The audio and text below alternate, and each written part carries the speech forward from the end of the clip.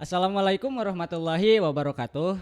Perkenalkan, nama saya Dera Abdul Hakim. Saya sebagai mahasiswa Universitas Salih Al-Aitam dari Prodi Bisnis Digital semester 3.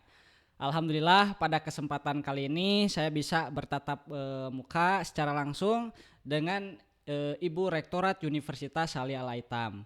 Nah, pada kesempatan kali ini saya akan mewawancarai beliau dan saya akan mengajukan beberapa pertanyaan terkait pengembangan yang ada di Universitas Salih Al-Aitam ini. Yang pertama mungkin teman-teman belum tahu nih siapa gitu nama dari Ibu Rektorat ini gitu. Yang pertama mungkin waktu dan tempat silakan untuk memperkenalkan diri gitu Bu. Oke, terima kasih Kang Dera ya. Ya. Alhamdulillah hari ini saya diberikan waktu ya untuk ada wawancara sedikit ya berkaitan mungkin banyak hal tapi memang harus perkenalan dulu ya. Iya. Tak kenal maka tak sayang. Mungkin kalau yang semester 3 dan 5 sudah tahu saya.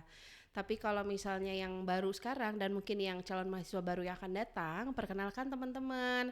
Nama saya Fatima Nurjanati Iskandar.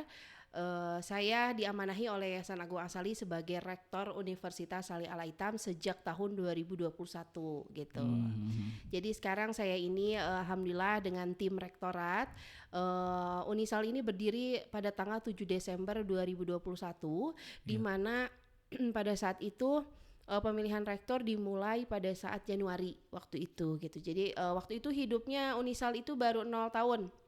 Kalau Ya. sekarang podcastnya di bulan Desember 6 hari lagi kita akan menuju Unisal ulang tahun sebetulnya milad Iya. kedua tahun gitu Unisal gitu. Di Unisal juga ada awalnya itu hanya 11 program studi. Nah kalau sekarang alhamdulillah Unisal ini sekarang sudah ada 12 program studi yang terdiri dari 4 vokasi dan sisanya program sarjana. Untuk setiap prodi itu apakah sudah memiliki akreditasi Bu atau mempunyai Alhamdulillah akreditasi? tahun ini sebetulnya untuk Universitas Salih Al-Aitam Hmm. adalah tahun akreditasi di mana Oh, pada saat penggabungan Universitas Salih Al-Aitam yang awalnya dari Politeknik Salih Al-Aitam dan juga Akbidres Pati ya. itu digabung menjadi Universitas Salih Al-Aitam, kita dapat amanah dari Akbidres Pati harus melakukan akreditasi berkaitan dengan program studi kebidanan tersendiri. Alhamdulillah bulan Juli dan Agustus kebidanan sudah terakreditasi dan ada waktu sampai 5 tahun yang akan datang apakah Ya. kita akan melakukan reakreditasi atau tidak. Lalu yang terakhir kita mengadakan akreditasi perguruan Hmm. tinggi namanya APT Kang. Nah Ya. ini memang menunjukkan di mana Universitas Salih Al-Aitam ini menjaga kualitas bukan hanya prodinya saja tapi perguruan tingginya dan terlibat bukan hanya rektor tapi seluruh struktural yang Ya. ada di Universitas Salih Al-Aitam termasuk juga bagian akademiknya, Hmm. keuangan dan yang lainnya itu dilakukan akreditasi. Alhamdulillah sudah keluar dan mendapat nilai baik. Ya. Segitu juga alhamdulillah syukur sekali Alhamdulillah. karena mengingat Unisal ini baru lahir 1 tahun 11 bulan pada saat diakreditasi. Sehingga Unisal ini bisa berdiri tegak dan mungkin saat ini Unisal sudah sama dengan perguruan tinggi swasta lainnya. Hebat, hebat, hebat, hebat. Yeay. Nah, itu ya teman-teman. Oke, kita lanjut ya Bu. Yang saya ingin tanyakan yang pertama itu mengenai terkait pengembangan kampus ini Bu. Nah, jadi bagaimana sih strategi Ibu Rektor ini gitu dalam meningkatkan kualitas pendidikan dan fasilitas untuk mendukung pengembangan kegiatan pengembangan pembelajaran mahasiswa gitu Bu? Oke, ini sebetulnya kalau kegiatan pembelajaran mahasiswa ini Mm-mm. berkaitan bukan hanya dengan mahasiswa dan dosen saja, Iya. tapi baik sarana prasarana juga saling mendukung. Semua yang ada di lingkungan Universitas Salih Al-Aitam ini saling keterkaitan dan saling berhubungan. Kalau berbicara tentang bagaimana potensi pembelajaran mahasiswa itu kualitasnya seperti apa, lalu sarananya seperti apa, Iya. kita harus berbicara dari nol dulu. Di mana Universitas Salih Al-Aitam ini masih menuju perguruan tinggi yang perkembangan. Belum mungkin kalau melihat perguruan tinggi lain sudah luar biasa saat ini, tapi dengan umur 2 tahun ini alhamdulillah menurut saya pribadi Ya. Unisal ini banyak sekali perubahan dan perkembangan. Salah satunya di mana selain kita mendukung program pemerintah berkaitan dengan MBKM, lalu Hmm. juga berkaitan dengan bagaimana kita kuliah itu offline dan online Iya, gitu, juga betul. kita menyesuaikan juga, lalu juga menyesuaikan dengan para dosen dan mahasiswa yang nan jauh di sana, karena rata-rata mahasiswa di Unisal ini nggak semua orang Bandung, Kang, gitu. Iya, Jadi betul. bukan hanya kota dan kabupaten Bandung, tapi sudah menjelajahi lebih dari Pulau Jawa Barat gitu. Jadi ada yang di Kalimantan, NTT, NTB, Papua pun sekalipun ada gitu. Iya, betul. Bahkan yang saya bingungkan, kenapa seperti daerah Nias gitu ya, mereka itu mencari program studi kebidanan yang ada di Unisal. Nah, Mm. bahkan kebidanan ini walaupun posisinya diploma 3 sangat diminati oleh banyak masyarakat, sehingga inilah peluang kami di mana setiap prodi ini memiliki keunggulan dan keunikannya masing-masing. Nah, untuk Mm. mengisi program pembelajaran pada saat ini alhamdulillah Unisal sudah punya gedung, di mana gedung tersebut sudah disesuaikan dengan Iya, pembelajaran mahasiswa, ada kelas pagi dan kelas sore.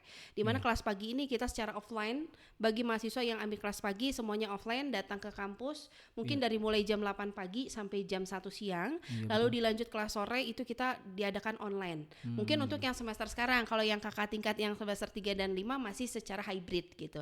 Dimana Oke. hybrid ini ada yang memang dekat dengan kampus, mereka datang ke kampus, ada yang misalnya memang jauh dari kampus, ya akhirnya mereka ambilnya online gitu, salah satunya. Oh, Lalu juga dari segi laboratorium kita juga masih bentuk perkembangan, yap. belum terlalu over dan belum juga masih harus banyak yang diperbaiki, tapi alhamdulillah sedikit demi sedikit selama 2 tahun ini Unisal mencoba untuk memaksimalkan kebutuhan dari proses pembelajaran mahasiswa gitu. Lalu juga kita di setiap ruangan juga sudah tersedia proyektor dan yang lainnya, walaupun ya memang akhirnya teman-teman itu ambilnya online gitu ya. Iya. Saya yang kelas sorenya, tapi dosen di kita itu sangat luar biasa, mereka profesionalismenya juga tinggi, dan saya sangat salut banget kepada dosen yang ada di Universitas Salih Al-Aitam. Mereka saling mengisi bagaimana mengembangkan pendidikan di Universitas Salih Al-Aitam gitu.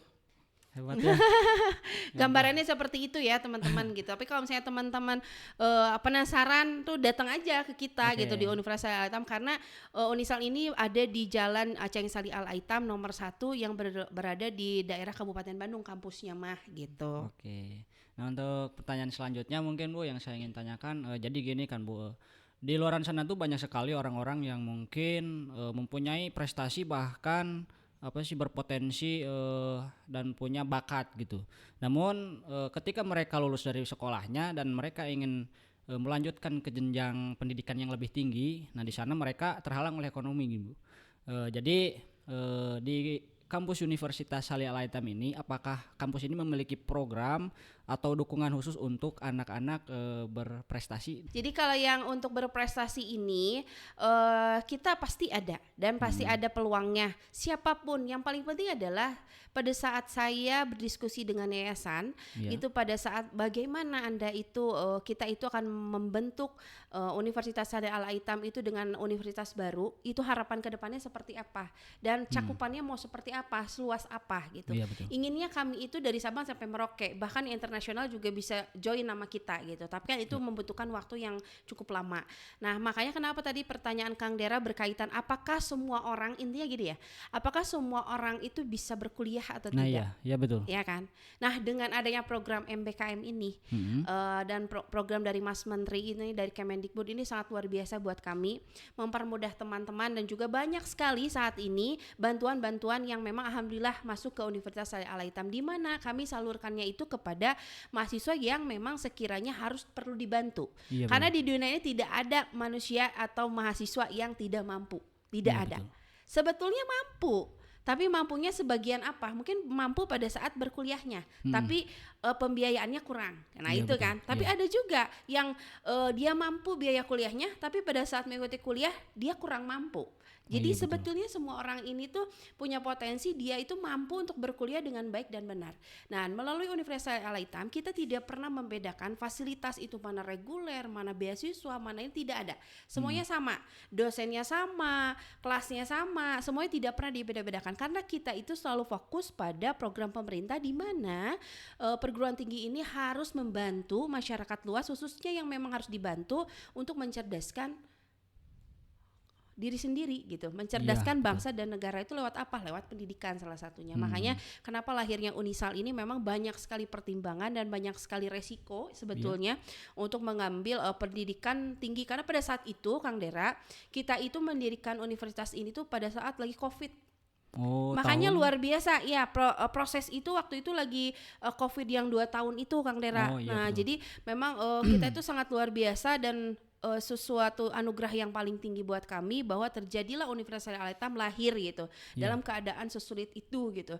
Dan akhirnya apapun kesulitan pada saat ini di Unisal yang dihadapi baik dari mahasiswanya, dosennya atau mungkin lingkungan sekitar, kita hadapi saja karena yang terberat saja kita bisa lewatin gitu Iya ya. betul. Apalagi yang hal-hal yang bisa dibantu lah gitu. Nah, itu. Dan yang tadi ditanyakan oleh Kang Dera, saya tegaskan ada ya teman-teman. Jadi di Unisal ini ada program PMB, panitia penerimaan mahasiswa baru. Iya. Itu terdiri dari program unggulan ya, prioritas ya, yang memang itu khususnya yang reguler. Lalu juga ada beasiswa yayasan, di mana beasiswa yayasan ini dibiayai oleh Yayasan Agung Angsali. Nah itu, tapi kuotanya nggak terlalu banyak. Itu biasanya memang kriterianya bagi mahasiswa yang tahunnya itu tahun yang lama. Misalnya sekarang 2023, berarti dia 2019 tuh. Iya.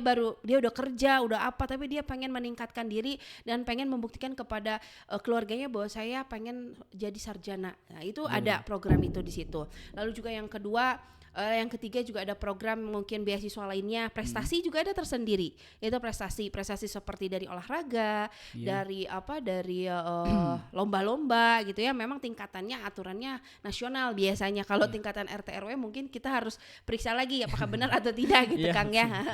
Jadi memang nanti ada syarat-syarat yang tertentu. Nah, teman-teman bisa buka aja di unisal.ac.id atau di PMB Unisal, itu bisa ya.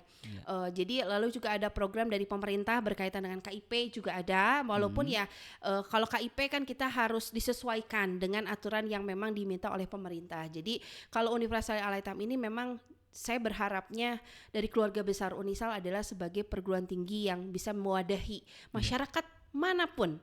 Tidak ada tingkatan atas, menengah, bawah, tidak ada. Jadi Universitas Al-Aitam ini untuk semua.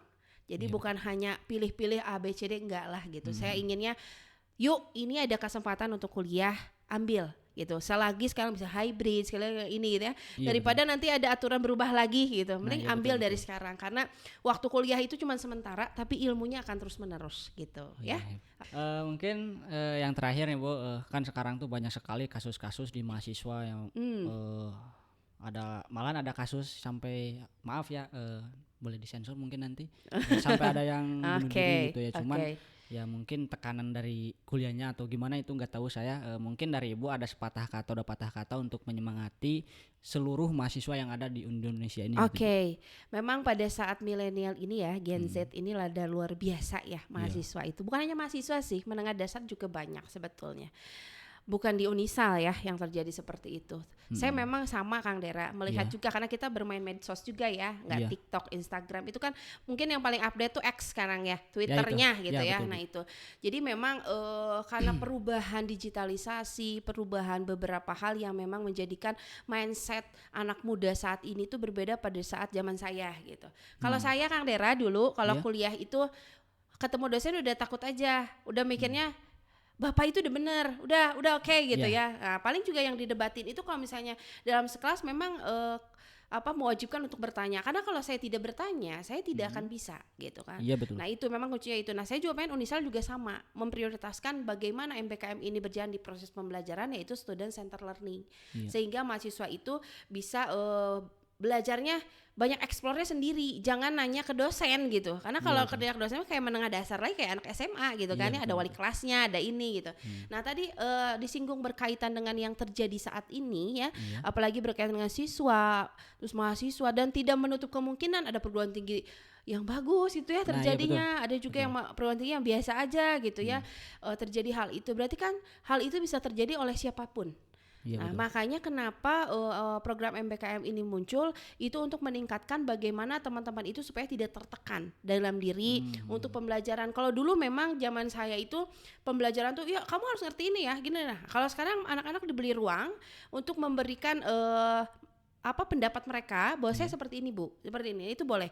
Dan MBKM ini memang berkaitan dengan bagaimana teman-teman itu bisa memberikan minat dan bakatnya masing-masing. Seperti misalnya Kang Daerah nih sukanya ilmu komunikasi atau misalnya senangnya walaupun bisnis digital ya, Iya, harusnya betul. bikin program gitu kan Iya, harusnya. betul, Tapi betul. ternyata Kang Daerah senangnya apa jadi seseorang yang sering wawancarain orang Iya, gitu ya. Nah, betul, itu betul. juga bakat terpendam yang memang tidak ada di mata kuliahnya itu. Iya, Sehingga kami sebagai Unisa memberikan wadah seperti ini. Sehingga Kang Daerah bisa meningkatkan program yang ada pada dalam diri. Nah, tadi yang berkaitan dengan yang tadi lagi, balik lagi, saya sangat menyayangkan kalau ada mahasiswa seperti itu. Untuk memotivasinya apa? Tugasnya perguruan tinggi hanya beberapa hal. Yang pertama, berikan wadah itu di dalam Universitas Al-Aitam. Baik itu bimbingan konseling gitu ya. Iya. Nah, bimbingan konseling itu sangat perlu saat ini karena mengingat mahasiswa saat ini tuh pikiran mindsetnya itu cepat untuk berubah.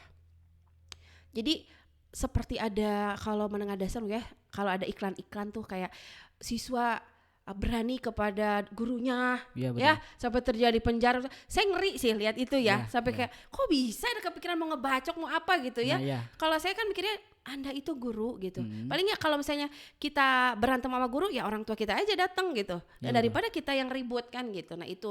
Jadi memang sekarang itu terlalu berani anak muda sekarang itu tapi tidak mau mengambil resiko. Orangnya seperti itu menurut saya. Makanya kenapa Universitas Al-Aitam ini harus cepat tanggap mencari bimbingan konseling karena setiap mahasiswa itu belum tentu masalahnya sama. Pasti beberapa hal, bukan hanya tidak mampu untuk berkuliah, tapi bisa aja yang mampu bahkan punya psikis yang kurang baik segala macam. Dia pintar, IP-nya besar tapi ternyata dia sendirian di rumahnya. Nah, Iya, itu betul. kurang perhatian. Jadi bukan berarti anak itu tidak sukses gara-gara perguruan tingginya jelek, bukan, tapi dari beberapa faktor yang terjadi dalam dirinya. Makanya Universitas Al-Aitam untuk kedepannya per Januari ini akan ada kelas bimbingan konseling khusus untuk itu ada? prodinya. Iya, Oke. nanti kedepannya ada. Jadi kami akan menghadirkan psikolog terhebat di mana nanti teman-teman itu bisa masuk ke kelasnya. Nggak mungkin Kang Dera curhat di depan orang banyak, nggak Iya, mungkin. betul, Tapi nanti betul. ada ruangan khusus untuk bagaimana Kang Dera itu saat ini Bu, saya gini gitu cerita Nah, segala iya, betul. macam dan psikolog itu tidak akan menyebarluaskan berkaitan dengan Anda. Nah, setelah itu nanti akan dievaluasi segala macam, nanti ngeklik ke dosen perwalian. Nanti Iya, ada dosen perwalian misalnya, oh ini kenapa nggak masuk terus, hilang gini atau karena bekerjanya jauh atau apa gitu. Kalau selama ini kan diambilnya sama dosen wali kan. Iya, Nah, betul. nanti mah akan ada dibantu berkaitan dengan psikolognya. Takutnya memang Anda itu berbohong atau betul atau memang gimana. Nah, memang yang ditakutkan itu sampai terjadi hal di luar dugaan. Iya, betul Ya juga, Bu. lompatlah apa segala Nah, itu. macam. Nah, itu ya. Itu yang memang bagaimana memperkuat dari perguruan tinggi salah satunya pendidikan agamanya. Iya, betul. Agama apapun, bukan hanya agama Islam. Mungkin kalau di Unisa banyaknya mayoritasnya orang Islam. Sehingga PAI ini, pendidikan agama Islam ini akan masuk ke kurikulum unggulan yang ada di Universitas Al-Aitam. Nah, kurikulum unggulan ini akan berkaitan bukan hanya teorinya, tapi ada prakteknya juga. Jadi ini sebagai kurikulum keunikan yang ada di Universitas Al-Aitam, yaitu kurikulum keagamaan, khususnya agama Islam. Kalau ada agama yang menganut selain Islam juga kami mendorong supaya mereka bisa dekat dengan orang yang dipilihnya gitu ya, apalagi orang dengan Tuhannya gitu. Jadi jangan sampai manusia itu tidak memiliki agama. Itu salah satunya karena mahasiswa saat ini atau anak muda saat itu kadang ya kalau sholat rajin gitu. Tapi secara etika, perilaku kadang berubah gitu. Nah, itu yang memang harus dibantu bagian agamanya. Lalu yang kedua mungkin tambahannya adalah Pancasila. Di mana semua program studi itu wajib untuk mengambil Pancasila. Kenapa? Karena Pancasila itu, apalagi kita di negara Indonesia, Pancasila itu adalah keunikan dalam Indonesia. Negara lain nggak ada yang memiliki Pancasila. Iya, betul. Jadi itu yang menjadikan kenapa kita harus memperkuat bukan hanya batinnya, tapi lahirnya juga. Gitu. Ya mudah-mudahan dengan adanya ketiga tadi ada psikolognya, ada agamanya, lalu juga ada kenegaraannya. Mudah-mudahan menjadikan mahasiswa ini bisa sadar diri bahwa betapa pentingnya dan betapa sulitnya untuk berkuliah dan menghargai siapapun yang ada di depannya. Kalaupun ada masalah segala macam, semua pasti ada solusi. Ingat teman-teman, semua manusia itu pasti banyak masalah. Itu pasti, termasuk saya juga banyak lah kalau berceritain. Tapi kan bagaimana dia itu mengambil upaya supaya menyelesaikannya. Menyelesaikan dengan apa? Caranya beribadah dulu. Kamu itu harus tahu dulu bagaimana penyelesaian. Yang paling kuat dan yang paling didengar itu adalah Tuhan kita sendiri.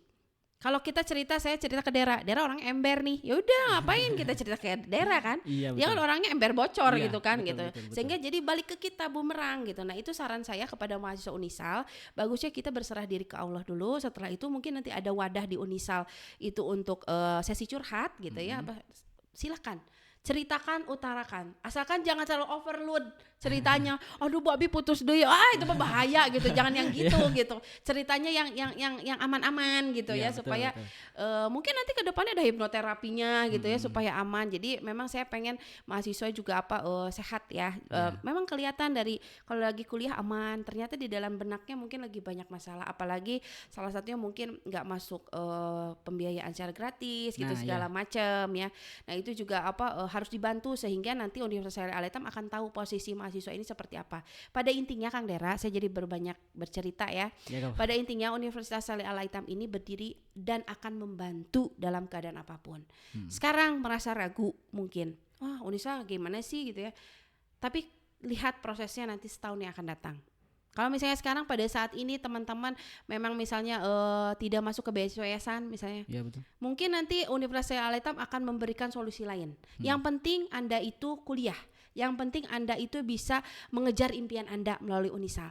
Jangan asal-asal. Makanya saya mohon maaf, saya juga dosen Kang Dera sama dosen akuntansi pajak. Saya ngajar pengantar akuntansi.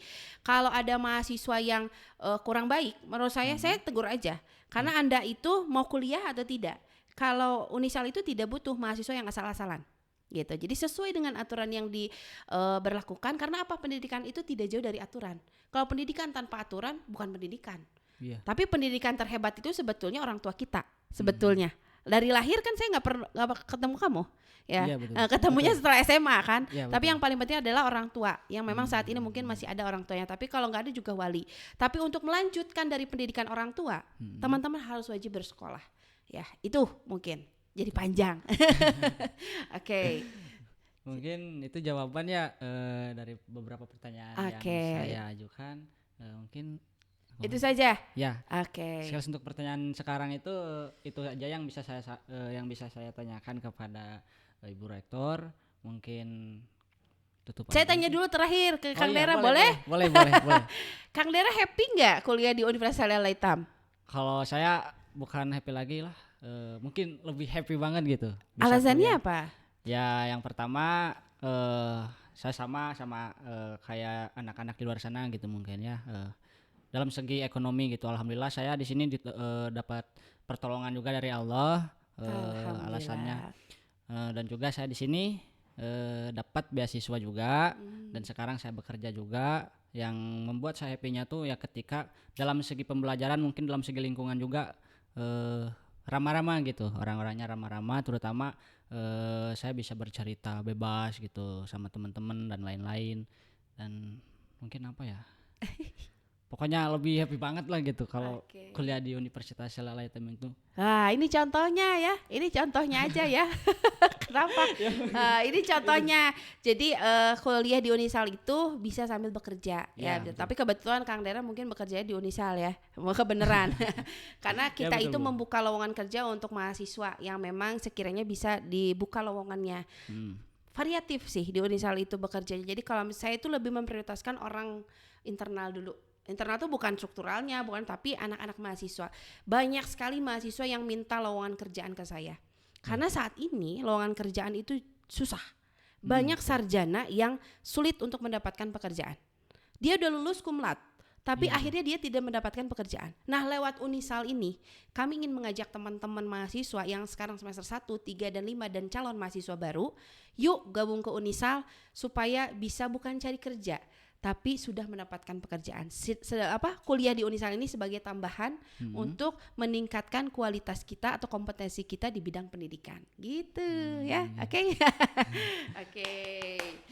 Oke, mungkin itu saja ngobrol santai kali ini. Mohon maaf bila ada kata-kata kesalahan dari kami, kurang lebihnya mohon dimaafkan. Wabillahi taufiq wal hidayah. Wassalamualaikum warahmatullahi wabarakatuh. Yeay, dadah. Assalamualaikum.